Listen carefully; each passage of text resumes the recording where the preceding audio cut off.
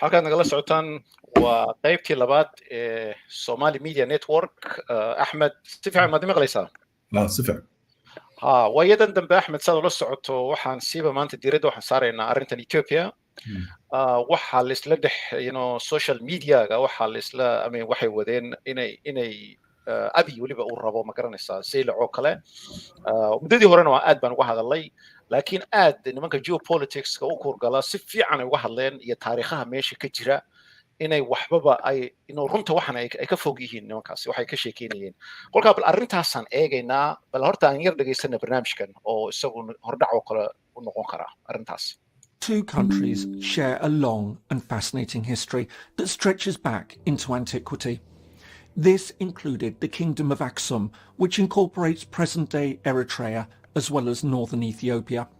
But our story really begins in the 19th century with European colonial expansion into Africa. Having established a trading outpost in Eritrea in 1869, Italy soon expanded its regional presence. As well as creating the colony of Eritrea, it took control of Somaliland. And despite having resisted European colonization in the 19th century, Ethiopia, or Abyssinia as it was then known, also fell under Italian control in 1936. However, this was short-lived. In 1941, British forces and Ethiopian guerrillas defeated Italy. But while Ethiopia regained its previous independence and became a founding member of the United Nations, Eritrea came under British trusteeship. At first, it was expected that Eritrea would have the right to choose its future, in line with the principle of self-determination. However, deep divisions emerged between the country's two religious communities. On the one hand, the Muslim Eritreans favoured independence. In contrast, most Christians who primarily belonged to the Ethiopian Orthodox Church preferred union with neighbouring Ethiopia, which was, in turn, desperate to gain access to the Red Sea. Faced with this apparent deadlock, the UN General Assembly appointed a commission to consider the question. However, it couldn't agree on a preferred outcome. Instead, it presented three options. The first option was merely to allow Ethiopia to annex the territory of Eritrea.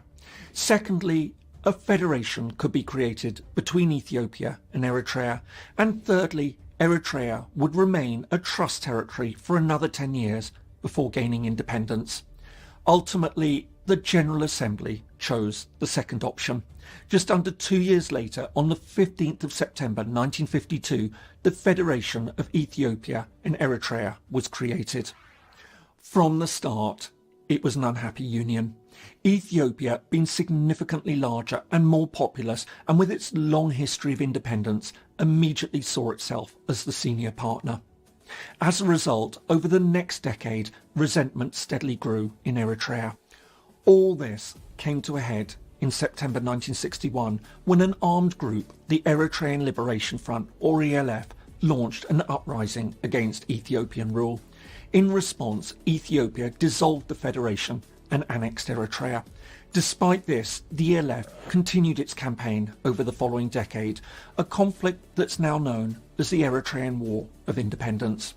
However, everything changed on the 12th of September 1974 when the Ethiopian Emperor Haile Selassie was overthrown by a Marxist military coup. Although the ELF split in the late 1970s, the new Eritrean People's Liberation Front, the EPLF, which emerged as its replacement, soon allied with other groups fighting the new regime. The most significant of these being the Tigray People's Liberation Front, the TPLF. This would have profound consequences a decade later. As the Soviet Union collapsed and the Ethiopian government lost its key benefactor, the rebel forces gained the upper hand. And at the end of May 1991, the TPLF, the EPLF and their other assorted allies took control of Addis Ababa, ousting the Ethiopian military government. The overthrow of the military regime fundamentally transformed Eritrea's fortunes. Establishing a government in Asmara, the EPLF announced its intention to hold an independence referendum. Meanwhile, as representatives of over 20 parties and national communities met in Addis Ababa to discuss the future of Ethiopia, they agreed that Eritrea shouldn't be forced to remain a part of the country against its will. In April 1993, and with UN support, the people of Eritrea went to the polls. The result was never in doubt. On a 98% turnout, 99.8% voted for statehood. And just over a month later, on the 28th of May 1993, Eritrea was admitted as the 183rd member of the United Nations. Although Eritrea's independence now left Ethiopia landlocked, it seemed that this wouldn't be a problem. Relations between the two countries initially appeared to be very good. However, problems soon emerged. The most significant of these was centred on their border. While Eritrea claimed territory along the entire boundary, it was its claim to parts of the Ethiopian province of Tigray that was particularly contentious, as the Tigray between the TPLF and the Ethiopian central government. This would lead to conflict in early November 2020 when Abiy Ahmed sent the Ethiopian National Defence Force to retake control of Tigray and force the TPLF from power. As Ethiopia descended into civil war, Abiy Ahmed's decision to improve relations with Eritrea now paid off. Having built a deep hatred of the TPLF, Afwerki quickly offered support to Addis Ababa, providing sanctuary to any Ethiopian troops fleeing from Tigray into Eritrea. Meanwhile, the situation deteriorated further when the TPLF launched rocket attacks on Eritrea, following reports that Eritrea had allowed the Ethiopian to launch attacks on Tigray from its territory. Within a few months, reports emerged that Eritrea had even sent forces to assist the Ethiopian army in its battle in Tigray. This in turn soon led to claims that Eritrean troops had been involved in atrocities. Since then, further claims have emerged that have led to accusations that Eritrean forces committed war crimes and possibly crimes against humanity. But despite the joint cooperation between Ethiopia and Eritrea, it seemed as though Tigrayan forces were staging a comeback, and at one point the TPLF even seemed poised to repeat their 1991 victory by seizing Addis Ababa. But the tide soon changed again. In 2022, and again with support from Eritrean forces, Ethiopian troops forced the Tigrayans back. With signs that the Ethiopian army was on the verge of retaking Mekelle, the Tigrayan capital, the African Union brokered a peace deal. This saw the TPLF forces surrender and demobilise as Ethiopia reasserted control over the province. In return, Tigray was promised that it would regain proper representation in national institutions. So, what sparked this renewed concern about a return to war between Ethiopia and Eritrea? In truth, it's driven by several factors. Part of it stems from the recent war. Although Eritrea allied with the Ethiopian government, it was notably excluded from the peace talks that ended the conflict. On top of this, there have been claims that it still has troops in Tigray. All this has seen relations sour between Asmara and Addis Ababa. However, the immediate cause for concern was a speech given by Abiy Ahmed on the 15th of October, in which he said that Ethiopia, which has emerged as one of Africa's fastest developing economies, should assert its rights to access the Red Sea. Given that many Ethiopians still regard Eritrea as a historic part of their country, this has immediately sparked fears that the Ethiopian government was considering an invasion of Eritrea. As Eritrean forces moved close to the border, Ethiopia responded in kind, thus prompting concerns that the two countries were on the brink of another conflict. But despite the fears of many observers, it appeared that this was a false alarm. Speaking to National Defence Forces just 10 days later, Abiy Ahmed sought to alleviate any concerns about a new conflict, insisting that Ethiopia wouldn't pursue its interests by force or attack its fellow brothers. However, with the long history of tensions between the two countries and Ethiopia's long-standing wish for maritime access, many nevertheless wonder whether, despite the denials from Abiy Ahmed, Ethiopia and Eritrea may in fact be headed towards another war. Interesting. kolka taasi waxay eeg you know in cloudedkii iyo beentii ma garanaysaa ay wadeen baraha bulshada weliba siiba nimankan dee failka G21ku ay wadeen inay waxba ka jirin taasaa ku tusinaysa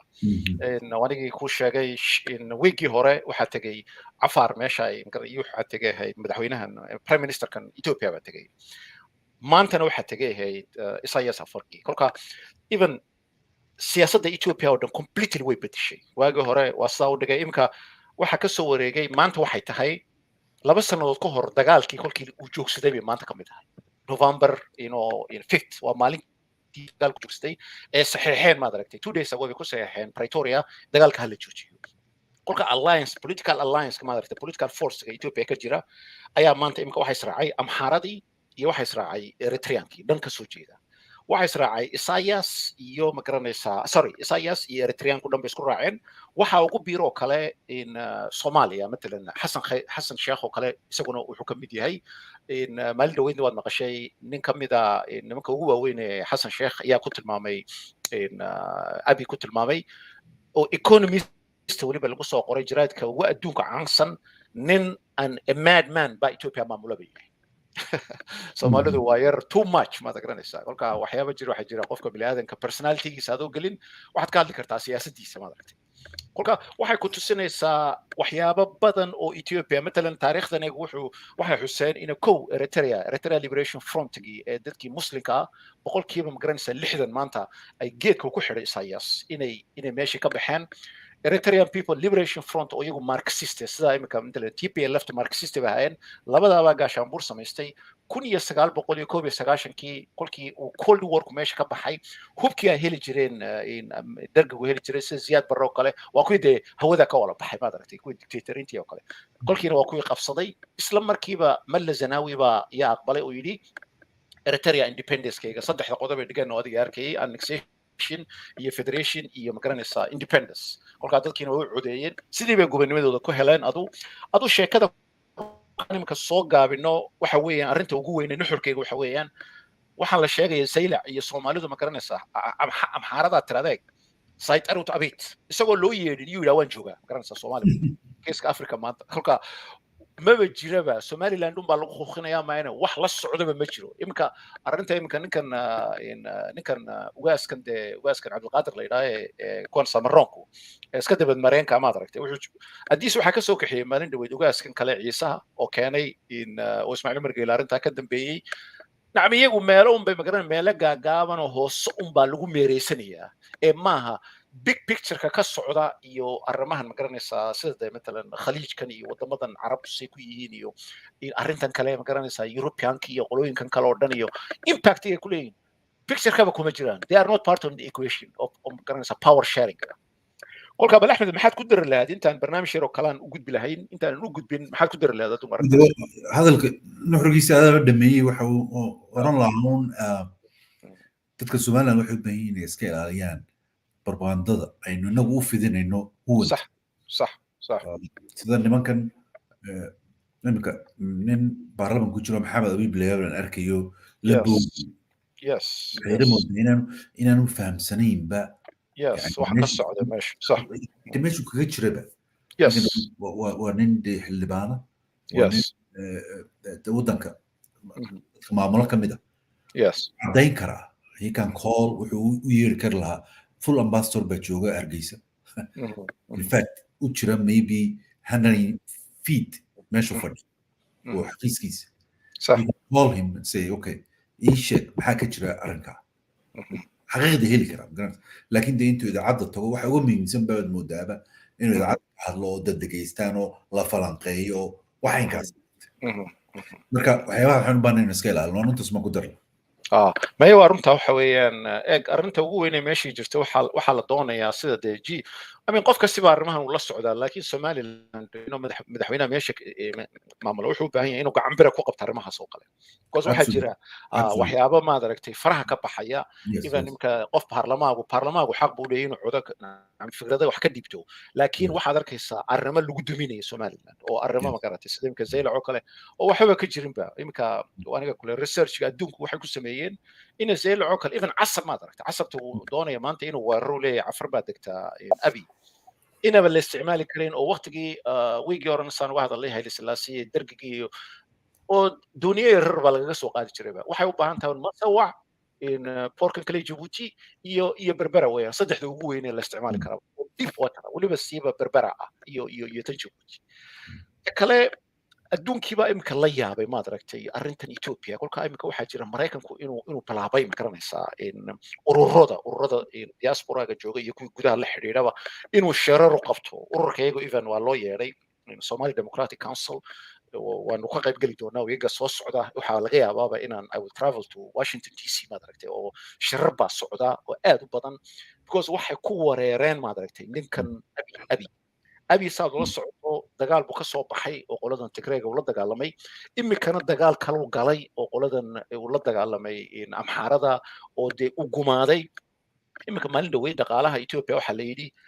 wuxuu gaaray meel aan wax laga soo qaban karin خلاص finish kale wuxuu rabaa imika dagaal kale inuu ku bilaabo Eritrea oo kala maartay marka waxay u arkeen ninkani kolkii ay eegeen ay baareen qolooyinkan Europeanku iyo kuwan maxaa Mareykanku kolkii horeba de iyaga de qofka ay doonaan bay meesha dhigaan maad aragtay waxay u arkeen inuu kani ma garanaysaa meesha ay qarxi doonto kolkaa de Soomaaliya oo maanta failed state ba ma garanaysaa dadkayga adiga arkay soo qaxeen 120 milyan the second largest population in Africa oo Ethiopia ah inay qaxi doonaan arrintaasi aad u cabsadeen kolkaa meel dhaweyd dowladda Mareykanku barnaamij ay ka dambaysaa jiro Chronicle Ethiopia baa la yiraahdaa kolka research bay ku sameeyeen waxayba gaadheen ba ay ku leeyihiin ba ninkan psychologically ma in Abiy waxba ka si ah kolka balan dhageysano barnaamijkaasi oo ka hadli doona arrimahaas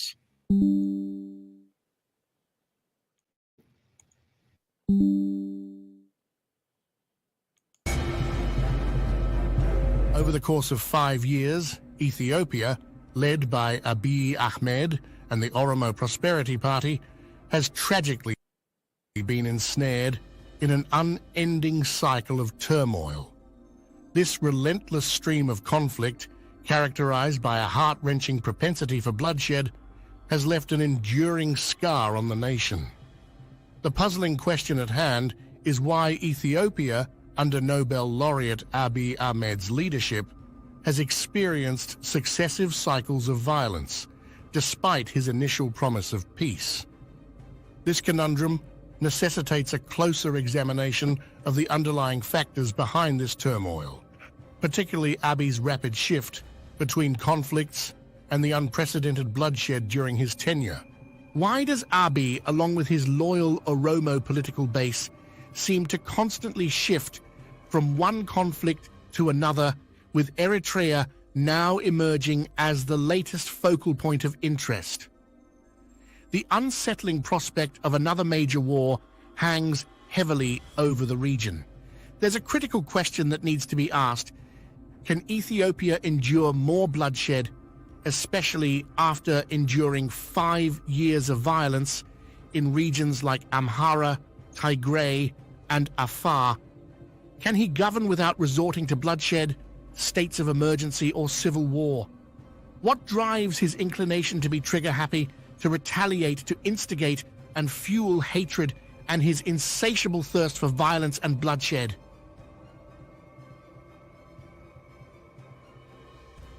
Abiy's history is marked by a deeply troubling and tragic journey. Joining the Oromo rebel army as a child soldier at the tender age of 14, he was thrust into the horrors of violence and conflict. Child soldiers like Abiy at that time endure a spectrum of psychological hardships, facing the grim reality of participating in or witnessing acts of brutality that lead to desensitization and emotional detachment. The trauma from exposure to death and abuse can result in lasting mental health disorders, including PTSD, anxiety, and depression.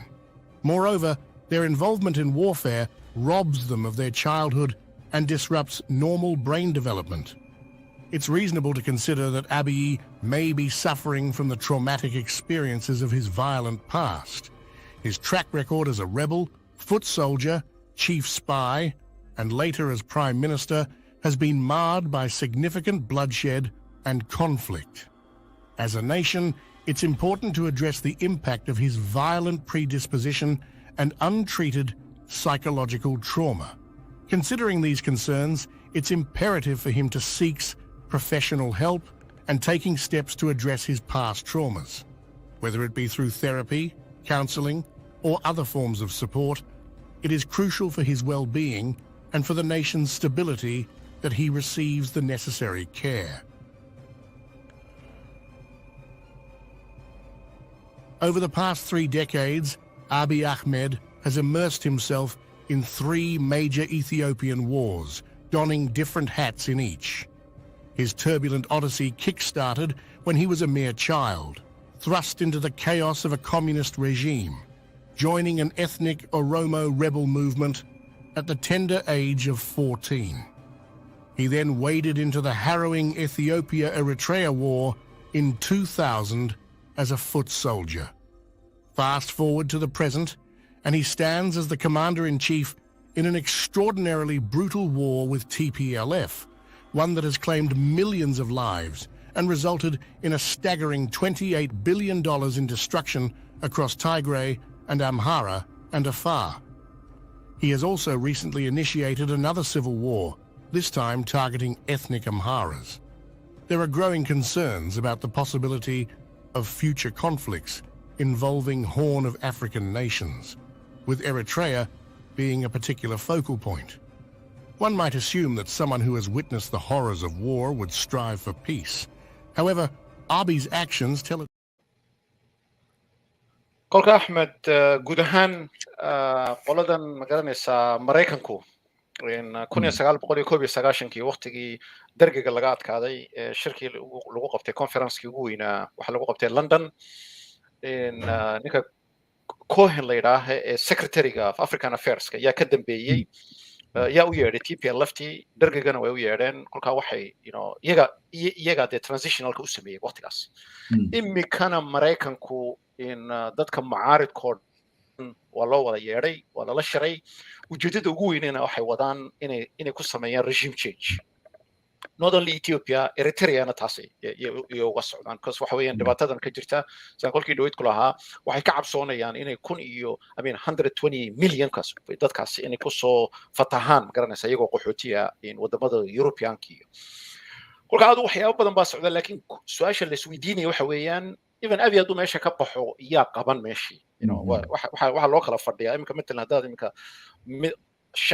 saddexda ugu weyn ee maanta uu ka go'o the question of power ka Ethiopia haddaaban eegnaba maaragtay how the political in Ethiopia siday u kala fadhiyaan Tigrayga naftoodu iminka wiigii dhaweyd dagaal unbaa horay inay bilaabmaan dhexdooda waxaa jira qolooyin iminka waxaa soo bilaabmay qoladii transitional government-ka ee TPLF iyo isqabtay Abiy iminka qoladii uu sameeyey oo Getachew Raddan la yidhaaho oo isagu laga dhigay ku meelgaan madaxweynaha Abiy buu la shaqeeyaa iyo ninka kale arkaan la yidhaaho qoladii kale TPLF-tii horena iyaguna almost dagaal bay ku bilaabeen maalin dhaweyd waan shiraynaa bay yidhaaheen dhexdooda ma garanaysaa wax midnimo kama dhaxayso waxaa jira saddex kale urur qolo waxayba aaminsan yihiin iyagu inay Ethiopia ka go'aan kolka iyagii naftoodii dhexdoodii wax unified oo ma garanaysaa force oo dee nacam la isku hadlayn karo leadership le ma arkaysid imika matalan ninkan Getachew Radda oo kale wuxuu ka soo jeedaa meesha la isku haysto Amxaarada iyo qoladan in Tigraygu waxa la yiraahdo Walqayt isagu raaya buu ka soo jeedaa kolkaas Soomaalida iyagoon baa qabiilkooda dibadda soo dhiga maahine oo qaawiye maahine iyagu waxay isku haystaan qabiil bay isku haystaan qoladan Tigraygu imika ninkii Malla Zenawi iyo Masfin Siyo iyo Abbas Ahay iyo qolankii de Lenjiro dhan waxay ka soo jeedaan meesha la yiraahdo Aksu nimankan iminka ninkan uu ka fadhiisan kari laayahayna waa qolada ka soo jeeda xaggaas hadda xaggan kale loo yimaado magaranaysaa amxaarada iyaguna dhexdooda iyay is haystaan oo iminka matalan gondar oo kale iyo gojam oo kale they don't see eye to eye Ethiopia qola waxay ku odhanayaan iminka waxayba gaadheen for the first time inay qartaan yidhahin Ethiopia annagu waxaan nahay amxaaraan nahay waagoor way diidi jireen waxay odhan jireen Ethiopia baan nahay labadaaba isku khaldi jireen kolka iyaga naftoodu iminka faano qolada la yidhaha way dagaalamayaan laakiin unified force maaha qolo kastiba dhan bay ka dagaalamayaan iminka qoladan la yidhaaho gondar dhan bay ka dagaalamayaan kuwan kale la yidhaaho gujam dhan bay ka dagaalamayaan kuwan kale la yidhaaho wallow eastiga dhan bay ka dagaalamayaan adu iyagii baa magaranaysaa tafraariq dhexdooda uu ka jiraa kolkaad oromada timaadana sidaas si leeg maad aragtay iyaduna 5 qaybood ba u kala fadhiyaan oo weliba 80% dadka muslimku ay nakade aan garabka isku hayno iyagu leadership la'aan baaba haysataba maad aragtay kolka iyaga joohar iyo niman caadiya maahayna wax weyn oo dee duur ka ciyaaraba ma arkaysid waa la riixaa iyaga laakiin nimanka rabshada ugu weyn wada waxa weeyaan waxaa la yidhaha qolada wallaga iyo kuwan la yidhaaho shawa oo xaggana iyaguna waa just like amhara oo kale haddana diintooda waa christian kolkaa qolooyinkeenan kale wayba naqoursanayaan maarag soomaalida iyo waxana kale kolka iyagiina male wax midaysan oo maanta waxaa la odhan lahaa waqtigii melili ka bilow hayle silaase dergigii waxaa maamuli jira amxaaro waxaa la odhanayaa kolkii dambena tigraygi baa maamulay 17 sanadood iminka waxaa la odhan lahaa waa waqtigii oromada Abiy baa u soo baxay leadershipna male dadkii kalena lama noolaan karaan you see what's happening waa war after war xaggan soomaalida kolkaad usoo noqotana oromada booban kasii liidanaaba iminka maalin dhaweyd waanigii kuu sheegay dooda ka dhex socotay dooda ka dhex socota waxa weeyaan xageen geynaynaa maxaan geynaynaa jigjigan ka qaadaynaa kabitaalka goday baan geynaynaa bay kuley qandaraas yar buu Abiy usoo tuurayaa iyo shimalis abdisa ninka la yidhaaho dee way kaga dhan tahay laakiin iminka Abiy waxayba ku goosteenba mana suurta galaysa ilaahna kama dhigo 3 inay u kala qaybiyaanba meesha inay magaranaysaa xaggan togojaala ka bilow lafaciisa intaasoo dhan inay deegaanka hararada ku xidhaan ilaa iyo city oo hoos geeyaan cafarta yaraba magaalo madaxan uga dhigan dirdhabe xaggan kale jigjiga inay magaalo madaxa direct sida Addis oo kale iyo dirdhabo kale oo federaalka la xidhaan xaggan kale qoladan kale imika doonaysa iyaguna madaxweynayaashooda ay ka hadlayeen waxay doonaysaa qoraxay iyo goday iyo intaan inay dhan iskugu daraan adu waxaa la rabaa in la kala qaybiyo by the way waxaan kusoo gabagabeynaynaa jaraydka ugu weyn ee ugu afdheer yaa reporter la yidhaahdo maalin dhaweyd ka qoray article dheer soomaalida wuxuuna waraystayna mustafa cagjar buu waraystay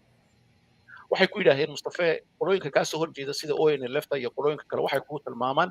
inay magaranaysaa adigu aad dhibaato tahay inaad meesha ka tagtaad u baahan tahay kolkaas waxaas waa waqti waa shakhsiyada kolkaa nimankan meesha jooga waxayba ku mashquulsan yihiin maad aragtay clan ideology saan odhan jirnay waxaan ka dhacay Soomaaliya oo kale unbay ku mashquulsan yihiin big picture-kan iyo dhibaatadan iyo magaranaysaa isriixnimadan ka socota xaggan Ethiopia-ba lamaba socdaan waxaan ku dar waa dad aan sophisticated ahayn oon maamul iyo wax badanna soo arag marka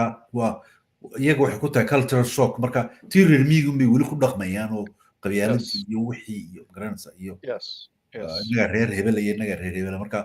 waa ayadaro laakiin dadkii gudaha maalmo dhaweyd oon la hadlay ninkii codyareed maalintii dhaweyd maqlayseen oo kaliya way kaceen dadkii way kaceen kolkaas sidii hore maaha qolo kastaba waxay ku goosteen inay urur adkeeyaan ururkii odayaashii maalin dhaweyd inaan magaranaysaa dadkeena xaggan hawdi reserve kasoo jeeda iyaa gurigiisii laga dumiyey dadkii way ka xanaaqeen waxay yidhaheen waxaa nigama aqbalayno qolkii horena dee sida saami qaybsiga meesha dowladda ka jirta waa loo shiray meeshana dee saami qaybsiga iban ogaadeenkan lagu leeyahay waxba kama jiraan waxa weeyaan niman magaranaysaabaa u shiray oo lacagtii cunaya oo magaranaysaa dee sidaan qolkii dhaweyd ku lahaa arrinta xaggan kale Ethiopiadan kalena centralkana loo yeedhinayo kolba midkii yimaadee laga dhigaya kay rabaan ay u dhiibi karaan kolka waxay u baahan tahay dee inay dadka Soomaaliduna intay isku yimaadiin maad aragtay intay ku mashquulsanayaan Cabdiqaadir Doodi iyo Saylac baa laga gudbay iyo waxana laga gudbay dadku wala qaadanaya magaranaysa kulligood inay wala fadhiistaan oo magaranaysaa qof kastaba meeshii uu joogo inuu nabad ku helo inay la fadhiistaan dowladda Ethiopia oo la gorgortamaan oo power sharing عقل قلا أي سميان دو بهي كل أحمد ما أنت كي برنامج كهرا نقول يا راضي برنامج كان أنت ساكوسو كوبينا هذا روح كل كدري ما يحكون طريقة صحيح أوكي ثاني أنت هو كل منه وأنا إيو أحمد اللي أنت